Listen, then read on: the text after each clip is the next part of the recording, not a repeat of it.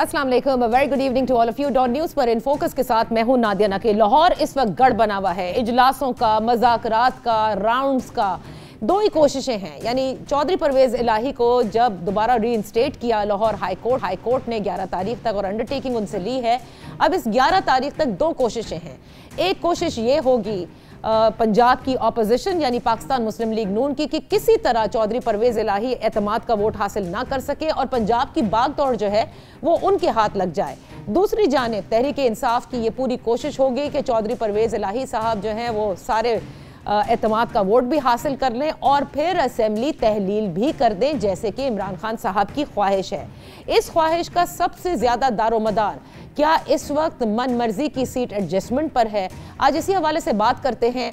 इन focus हैं Punjab assembly के speaker Sibtain Khan साहब। Thank you so much for joining us. Sibtain साहब, बताइए मामलात कहाँ तक पहुँचे? इस कदर मज़ाकरात हो रहे हैं असेंबली में, जो एतमाद का वोट लेना है चौधरी परवेज़ इलाही साहब को, उस हवाले से तय कर लिया गया है कि वो कौन सा दिन होगा?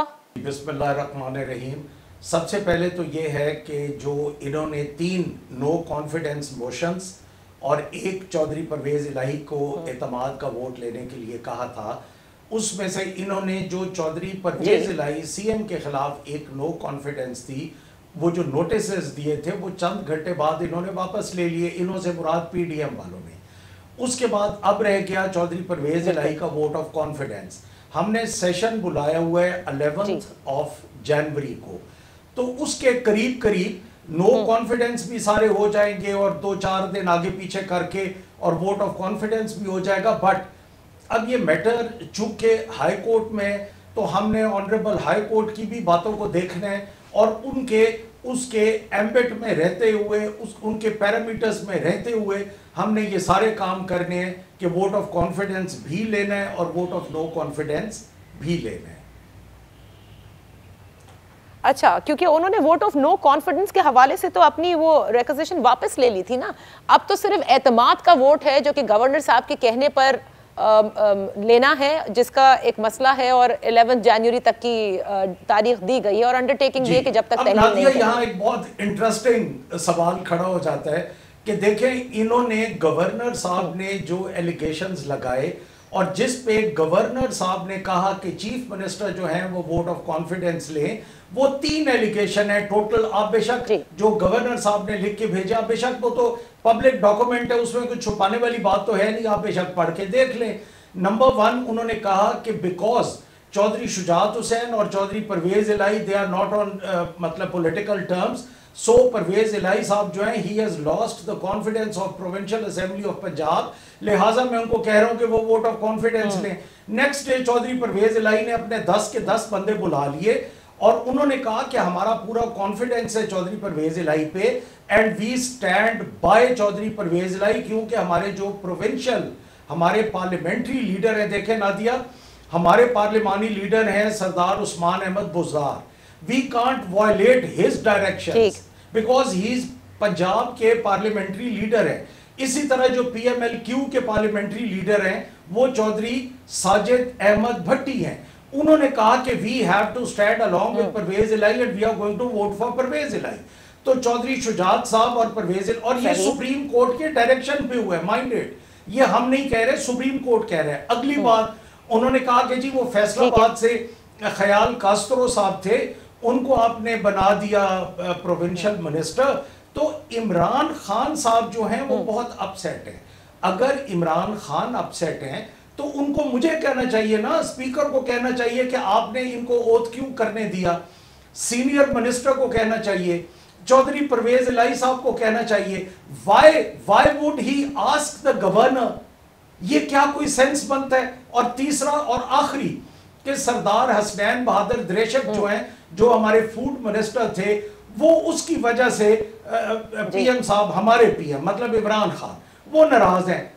अब ये तीनों बातें जो हैं नादिया, देखें, इनका गवर्नर साहब के साथ दूर दूर तक तो कोई ताल्लुक नहीं है।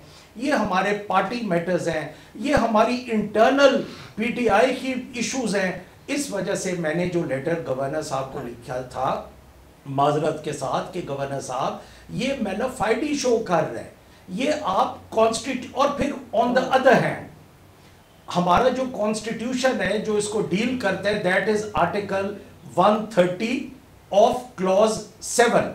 क्लॉज 7 में बिल्कुल, ये तो आप कह रहे हैं सप्तान साहब, और इसको तो जाहिर है कि आप कोर्ट ने देखना है, क्योंकि इसमें बहुत सारे कॉन्स्टिट्यूशनल मैटर्स को डिस्कस करके और फिर देखना है ना उन्होंने क्या करना है। लेकिन जरा थोड़ा आगे बढ़ते हैं। अब आप मुझे ये बताइए कि ये भी बड़ी खबरें थी सप्तान साहब कि सदर पाकिस्तान को आप खत इरसाल कर रहे हैं कि गवर्नर साहब को रिमूव कर दिया जाए, और फिर ये भी खबरें आने लगी कि अगर ऐसा नहीं हुआ तो कोर्ट से रुजू किया जाएगा। प्रेसिडेंट साहब को खत चला जाएगा, मैं मीडिया को भी शेयर कर दूंगा। देखें, पहले जो हमारे हालात थे ना, तब उन्होंने इनको डी नोटिफाई नहीं किया था और अफवाहें थी, it was in the air कि ये करने लगे हैं। उसके बाद उस लेटर की लैंग्वेज तो मैंने फिर उसी तरह ही बनानी थी ना।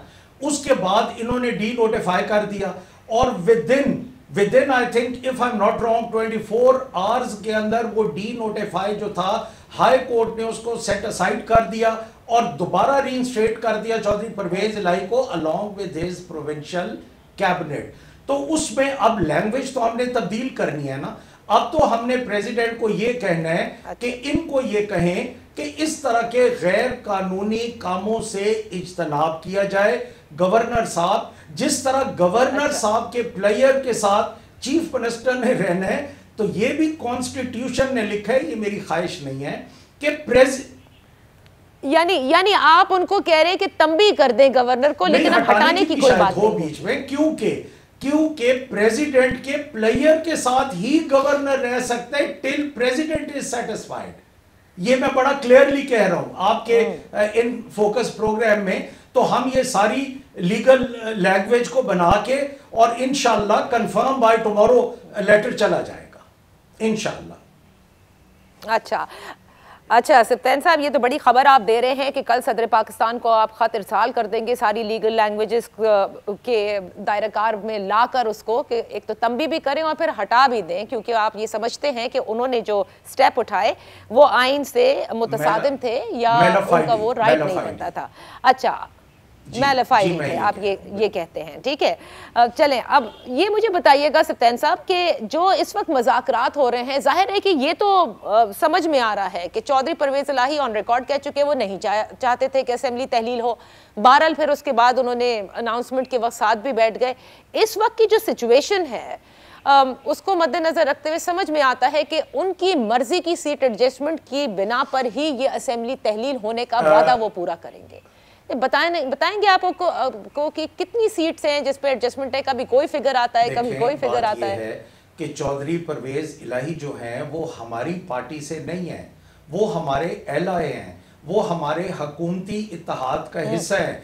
On the other hand PDM को आप देखें, वो 13 पॉलिटिकल पार्टीज चल रही हैं, तो उनकी सीट एडजस्टमेंट नहीं होगी। पीपल्स पार्टी वाले नून से अपना हक नहीं मांगेंगे, नून वाले सिंध में नहीं मांगेंगे, मौलाना फजल रहमान जो है वो केपी और बलोचिस्तान में नहीं मांगेंगे, आफ्ताब शेर, इस तरह MQM.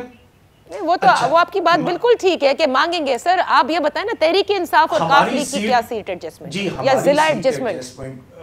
What I personally feel is, पहले उनके पास जो सीट्स हैं उनसे थोड़ा सा वो ऊपर हो जाएंगे, बिकॉज अब जो वो निगोशिएट कर रहे हैं एज चौधरी परवेज, अब we should face the reality. देखिए, हवा में तो बात ना करें ना।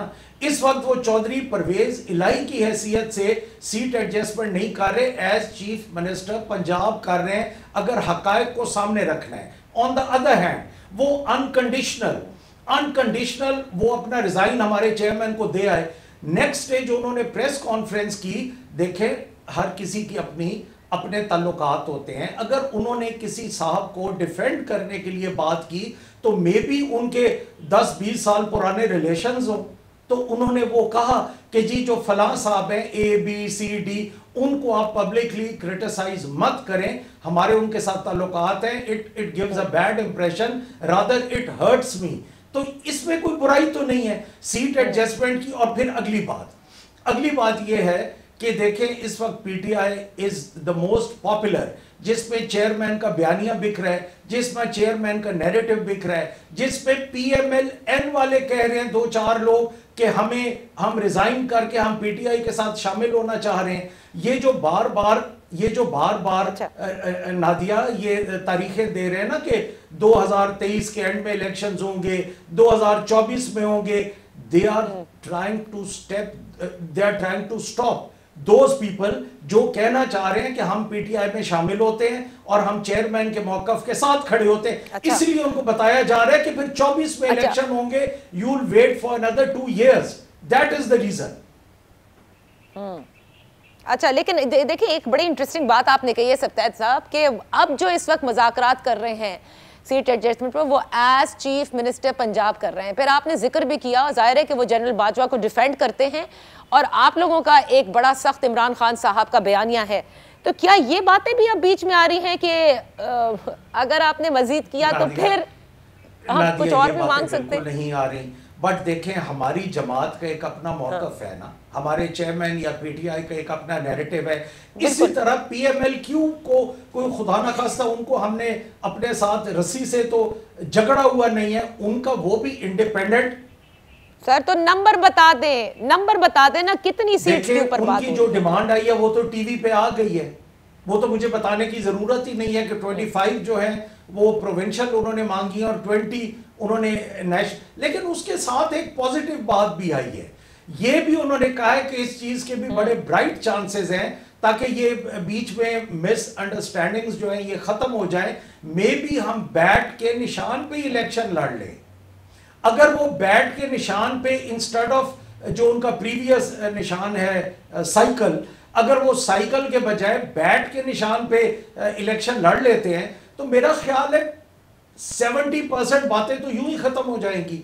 नंबर 2, नहीं लेकिन ये तो खान साहब की ख्वाहिश होगी ना, क्यों चौधरी परवेज इलाही अपने निशान, अपनी पार्टी का निशान छोड़ के बल्ले के निशान पे कंटेस्ट करेंगे? ख्वाहिश तो थी, हमारे चेयरमैन की ख्वाहिश तो थी, बट ये मुझे रात को मैंने किसी चैनल के टिकर्स पे देखा है, वो फ्लैश हो रहा था टीवी पे कि चौधरी मोनस इलाही साहब ने कहा है कि we are seriously thinking on these line to contest election on bat ये सिंबल पे। ये उनकी तरफ से मैं बात कर रहा हूँ। और अगली बात ये है कि डिमांड उनकी है 25 एंड 20, बट आपको भी पता है कि इस पे 2-4 मीटिंग्स और होंगी, निगोशिएट होगा और डिमांड के मुताबिक तो बात कभी भी नहीं हुई। कोई हम 25 और 20 तो बड़ी बड़ी सीटें हैं। खुद तहरीक इंसाफ कहती है कि उनकी इतनी मकबूलियत है कि वो तो अब 7 अक्सरियत लेकर इलेक्शन जीतेंगे जब भी इलेक्शन होंगे। तो ऐसे में मतलब can Tehreek Insaf actually afford सप्ताह साहब कि आप अपने लोगों को नाराज करके और काफिले के साथ इतनी सारी सीटों पर अलायंस तो करने? छोटा सा अव्वल तो इशू नहीं बनेगा, हमारा और पीएमएलक्यू का डिसाइड हो जाएगा, बट उनका भी सोचे ना। नून लीग वालों से पीपल्स पार्टी भी मांगेंगी, मौलाना फजल रहमान भी पंजाब में मांगेंगे, राय हक पार्टी वाले भी मांगेंगे, वो कहां जाएंगे? उनकी हालत तो देखे ना। हमारे साथ तो एक, और वो भी बड़ी हमारे साथ लॉयल, और हम उनके साथ लॉयल पीएमएलक्यू, और हम जो इकट्ठे चल रहे हैं PML-Q would not. So sir क्योंकि वक्त बहुत कम है, आखिरी 2 सवाल मैं आपसे पूछना चाहती हूँ। मुझे सिर्फ इतना बता दें कि ये तारीख तहलील करने की पंजाब असेंबली की जब ही फाइनलाइज होगी जब मामलात काफ और तहरीक इंसाफ में फाइनल हो जाए, इज दैट राइट? मेरा यही ख्याल है, क्योंकि इट मेक्स सेंस और लॉजिक है ना कि जब उनके तहफ़्फ़ुज़ात और उनकी छोटी छोटी बातें हैं, वो कौन सा कोई अगले टेन्योर का कह रहे हैं कि चीफ मिनिस्टर हमें लिख के दे, उनकी जायज बात है और हमें माननी चाहिए, हमें फराख दिली करनी चाहिए। और जो बट इतनी 25 और 20 में नहीं कह रहा, नेगोशिएट कर रहे हैं, ऊपर नीचे ये सेटल इंशाल्लाह हो जाएगा। ठीक है सप्तान साहब, ये भी बताइएगा कि एक बड़ा सख्त बयानिया है एस्टैब्लिशमेंट के हवाले से इमरान खान साहब का, और वो ये भी गुज़िश्ता रोज़ उन्होंने कहा कि एस्टैब्लिशमेंट ने उनकी हुकूमत ख़त्म की। फिर नवाज शरीफ का जिक्र किया कि 2/3 से जीतने वाले नवाज शरीफ के लोगों को भी किस तरह से काफ लीग में उस वक्त की एस्टैब्लिशमेंट ने घुसाया। ये सारी बातें उन्होंने ऑन रिकॉर्ड कही हैं। और परवेज इलाही साहब के राब्ते एस्टैब्लिशमेंट से बड़े, बहुत अभी ताज़ा भी वो पिंडी से होकर आए हैं, उन्होंने खुद ऑन रिकॉर्ड ये कहा था। आप लोगों का एतमाद इस वक्त की एस्टैब्लिशमेंट पर भरपूर है कि वो पंजाब के मामलात में इमरान साहब की ख्वाहिशों के बरक्स परवेज इलाही साहब से फैसले नहीं कराएगी? मैं इदारे की बात कर रहा हूँ, और हमेशा से मेरा ये मौक़िफ़ रहा है कि जो भी इदारा है पाकिस्तान का, वो अपनी अपनी लिमिट्स में रह के काम करें। पाकिस्तान जैसा प्रॉस्परस मुल्क इंशाल्लाह होगा नहीं। और फिर आप ये भी देख लें कि जब सरबराह चेंज होते हैं तो थोड़े से इदारों की पॉलिसीज़ भी चेंज हो जाती हैं, चाहे वो पॉलिटिकल इदारा हो या जुडिशरी या कोई इदारा भी हो। ठीक, तो अभी है एतमाद आप लोगों का 100%? बेहतरी की तवक्को करनी चाहिए। उम्मीद है आप लोगों को कि मौजूदा एस्टैब्लिशमेंट आप लोगों के खिलाफ कोई या आपकी ख्वाहिशात के खिलाफ कोई एक्शन परवेज इलाही साहब से नहीं कराती। थैंक यू सो मच सप्तान साहब, स्पीकर पंजाब असेंबली हमारे साथ। इसके साथ एक ब्रेक लेते हैं।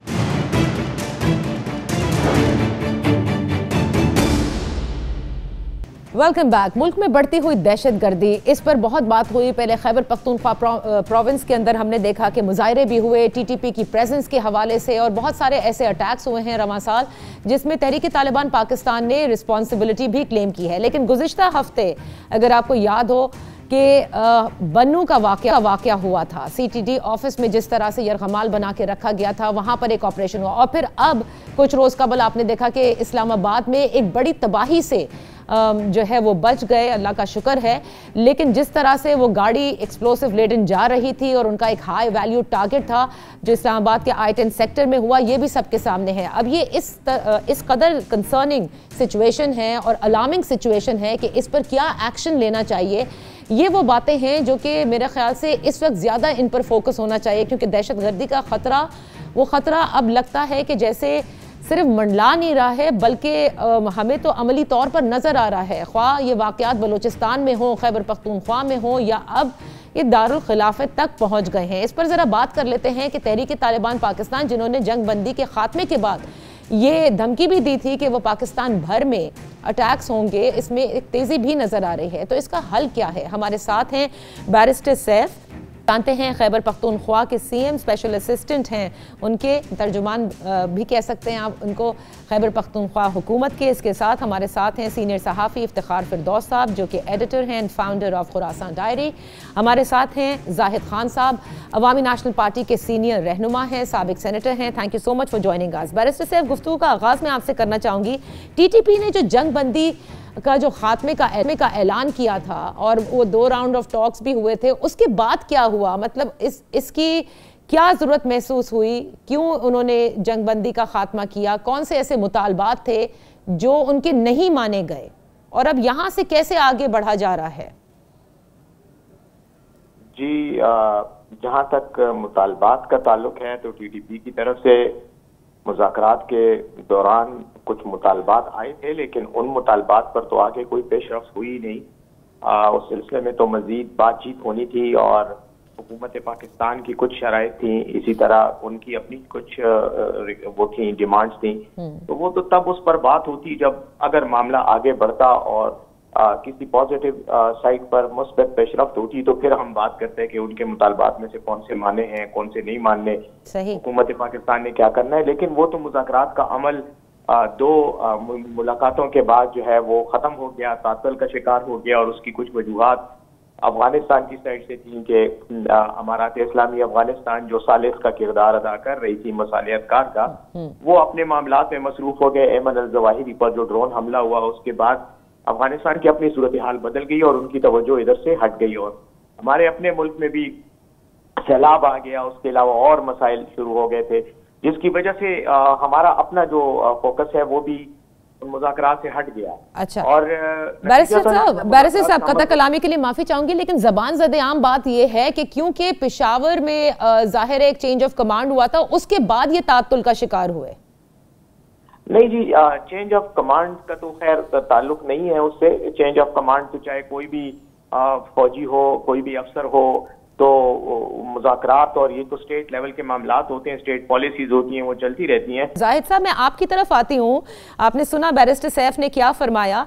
CNN को इंटरव्यू देते हुए टीटीपी के जो चीफ हैं, उनका ये कहना था कि हम तो अफगानिस्तान की सरजमीन इस्तेमाल ही नहीं कर रहे, ये तो सब कुछ विद इन पाकिस्तान ही हो रहा है, और हमारे पास इतना असलहा और लोग मौजूद हैं कि खुदा ना खास्ता वो कहते हैं हम दिहाइयों तक लड़ सकते हैं। ये तो बड़ी अलार्मिंग सिचुएशन है। आपके नज़दीक ये सब हो क्या रहा है, और इसका जिसे कहते हैं ना कि कोई एक गुत्थी को सुलझाने के लिए शुरू कहाँ से किया जाए? बिल्कुल, आपने सही सवाल किया। सैफ साहब ने तो जवाब दिया। लेकिन मैं छोड़ के उससे मुतमईन नहीं हूँ, क्योंकि ये भी पता नहीं है कि मुज़ाकरात किसने शुरू की, किसके कहने पे शुरू की और किसके साथ की। न तो पार्लियामेंट को कोई खबर था, ना मेरे ख्याल में फेडरल गवर्नमेंट को। जब इमरान खान साहब थे तो उस वक़्त में ये बात आ गई थी कि मुज़ाकरात शुरू हो रही है। उस वक़्त भी हमने मुतालबा किया था कि जो मुज़ाकरात हो रही है वो किस कैपेसिटी में हो रही है, किसके साथ हो रहे हैं और कौन करवा रहे हैं। लेकिन कोई जवाब नहीं आया था, आपको याद होगा। और उसके बाद आपने देखा कि आपने अच्छा सवाल किया कि जो कोर कमांडर साहब हमारे उधर थे, क्योंकि जो तालिबान के तरफ से जो उस पे वीडियोस और ऑडियोज आते रहे, तो वो ये दावा कर रहे थे कि हमें उनसे मुज़ाकरात हुई और हमें उसने इजाजत दी। और आपको याद होगा कि उस बात में आ गए थे, दीर में आ गए थे, बाजोड़ में आ गए थे, सब जगहों पे तालिबान आ गए थे, लेकिन कोई डिसाइड नहीं हुआ था कि किस हैसियत में आ गई और क्या माहिदा हुआ था। माहिदे का कोई इल्म नहीं था, बस यही था, एक दफा सुना कि माहिदा हो गया, दूसरी दफा सुना कि माहिदा तोड़ दिया गया। अभी बदकिस्मती यही है कि हमारे सूबे में, अभी आप सैफ साहब की बात कर रहे हैं, वो ये मुझे बता रहे सूबाई हुकूमत तो अभी भी इसको ऑन नहीं कर रहे ना फेडरल गवर्नमेंट ऑन कर रहे हैं। हम ये मुतालिबा करते रहे कि देखिए हमारे वक्त में भी मुज़ाकरात हुई, मुज़ाकरात से हम मुनहरिफ नहीं होते, मुज़ाकरात होना भी चाहिए, लेकिन उसका कोई एक तरीकाकार हो। तो इस वक्त अगर आपके इल्म में कोई ऐसी बात है कि किसी भी असम्बली से या किसी भी हुकूमत से इजाज़त ली गई है, तो फिर तो हमें तो हमारे इल्म में नहीं है। लेकिन आपने देखा कि वो रोज बरोज वो बढ़ते गए और अभी सूरत हाल ये कि इनका अपना जो मुराद सईद है वो अभी चीख रहे कि उस पे कौन उसको कौन प्रेशराइज कर रहा है, जो कल प्रेसिडेंट ने लेटर भी लिखा चीफ जस्टिस को। तो ये सारी चीजें हमारे देखे 18 अमेंडमेंट के बाद सारी जिम्मेवारी प्रोविंशियल गवर्नमेंट की है। और तो अगर अभी भी ऐसा मसला है कि इनके कंट्रोल में नहीं है, तो फेडरल गवर्नमेंट से रिक्वेस्ट करे कि वो भी इसमें इन्वॉल्व हो ताकि ये मसला हल हो, वरना ये दिन ब दिन बढ़ता जा रहा है। अगर कोई ये सोचे कि ये खैबर पख्तूनख्वा रुक जाएगा तो नहीं रुकेगा। नहीं, ये तो बिल्कुल। यहाँ पर एक ब्रेक लेते हैं जाहिद साहब, फिर ब्रेक से वापस आकर इफ्तिखार फिरदौस से पूछते हैं कि हालात कैसे हैं।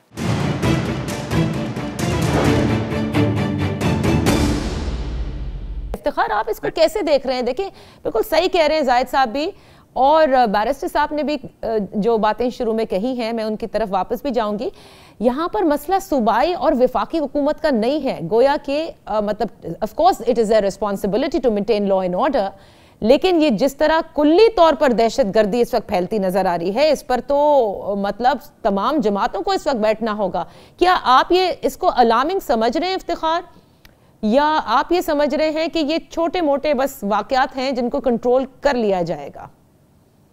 सबसे इम्पोर्टेंट पॉइंट वो यही है जिसकी तरफ आपने इशारा किया कि आइदर इसको एज अ थ्रेट देखा जा रहा है या नहीं। इसको जब ये पहाड़ों में था तब तक कंट्रोल करना जो है वो आसान था, अब ये अर्बन वॉरफेयर की तरफ जो है वो बढ़ गई है बात। टीटीपी बशमूल बाकी सारे मिलिटेंट ऑर्गेनाइजेशंस इस बात को अच्छी तरह जानते हैं कि शुमाली या जनूबी वज़ीरिस्तान में जहाँ पे मीडिया की कवरेज भी वैसे नहीं है और जहाँ पर पॉपुलेशन भी कम है, अगर वहाँ पर वाक़यात सिर्फ अभी से नहीं बल्कि पीस प्रोसेस के दरमियान में भी जो है वो वाक़यात जो है वो होते रहे और उसके दरमियान में भी अटैक्स होती रही। और वहाँ पर तकरीबन पिछले 1.5 साल से जब तक काबुल में जो है वो हुकूमत बदल गई तो उसके बाद से वाक़यात जो है वो शुरू थे।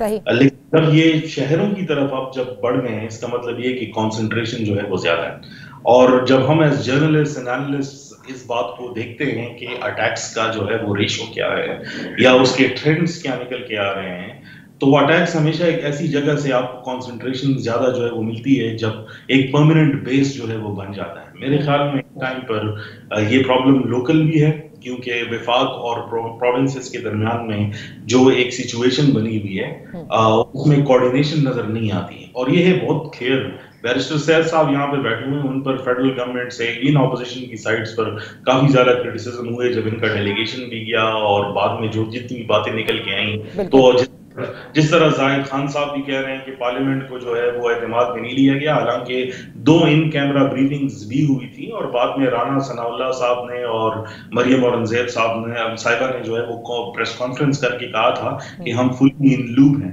तो ऐसी बात नहीं कि किसी को पता नहीं है। मेरे ख्याल में ये ब्लेम गेम जो है, जो पॉलिटिकिंग हो रही है सिक्योरिटी, नेशनल सिक्योरिटी के ऊपर, वो एक सबसे बड़ा अलमिया है इस टाइम पर।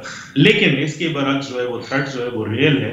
उसकी कुछ लोकल मुहर्रिकात तो हमने बता दिए, लेकिन एक इसका इंटरनेशनल प्रॉन्ग ना दिया, जो लोकल मीडिया में बहुत कम जो है वो डिस्कस होके आता है कि अफगानिस्तान की हुकूमत जो है वो एक इंस्टॉल्ड हुकूमत है डोहा एग्रीमेंट के नीचे, जिसको बहुत बड़े ग्लोबल पावर्स की सपोर्ट जो है वो हासिल है। वहां से जो है वो अटैक होना, आपने जैसे कहा कि बलूचिस्तान के अंदर हुआ, चमन का वाकया सबके सामने है। इससे पहले खरलाची के ऊपर जो हमारा कुरम का बॉर्डर लगता है वहां पर अटैक हुए, जो साइमल्टेनियसली तहरीक तालिबान ने भी क्लेम किया और उस पर अफगान हुकूमत की भी जो है, जो इंटरिम गवर्नमेंट है, उनकी भी स्टेटमेंट आई। तो इसका एक फॉरेन पॉलिसी एलिमेंट भी जो है वो मौजूद है। बैरिस्टर सैफ साहब, आपने अभी चंद रोज कबल भी एसटी में एक थिंक टैंक के जो वो ऑर्गेनाइज किया था उन्होंने, उसमें भी आपने कहा कि टीटीपी के साथ हमें निगोशिएशंस खत्म नहीं करनी चाहिए। वफाकी हुकूमत ने बातचीत बंद कर दी है उनसे करना, और आप समझते हैं कि ऑपरेशन हल नहीं है।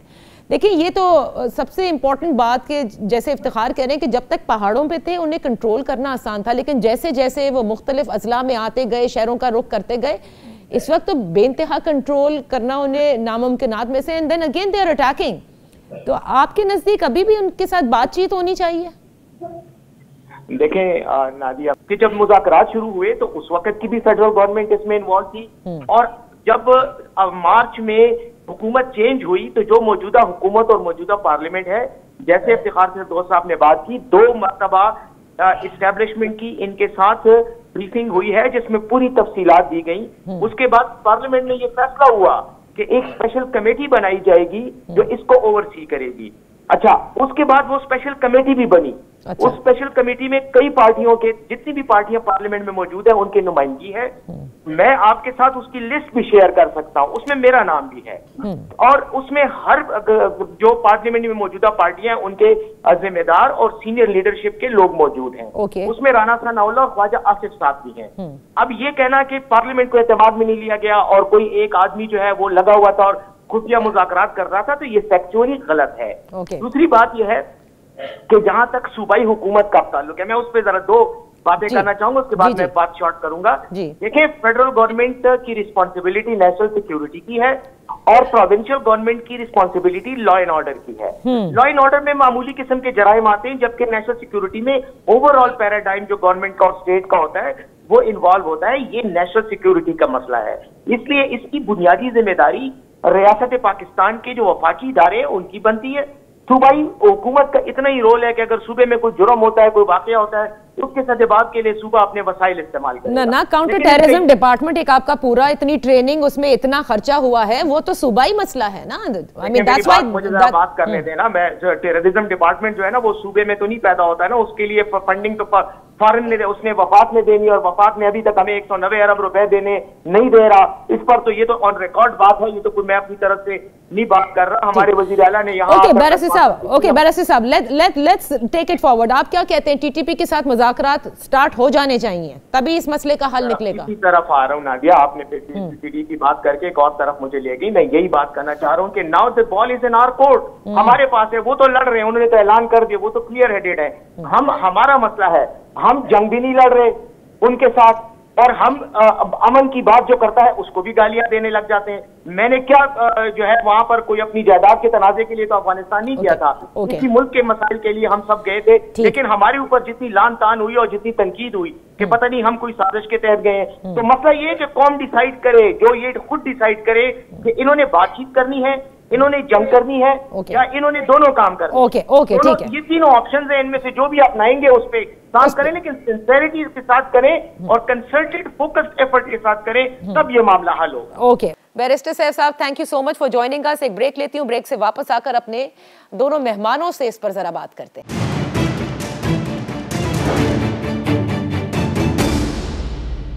टीटीपी के साथ मुज़ाकरात होने चाहिए हैं जाहिद खान साहब, क्योंकि जाहिर है आपने अभी कहा, लेकिन जो जिस तरह से होने चाहिए वो नहीं हो रहे। कहीं ऑपरेशन है, कहीं कुछ है। और फिर फॉरेन मिनिस्टर का भी आपने बयान सुना होगा यूएन में, जो उन्होंने कहा कि इसमें इंडिया भी इन्वॉल्व है, जो टीटीपी को वहां से जो है उनके साथ राब्ते में है, और उन्होंने काफी, जैसे कहते हैं ना, एक सख्त स्टांस लिया फॉर अफगानिस्तान।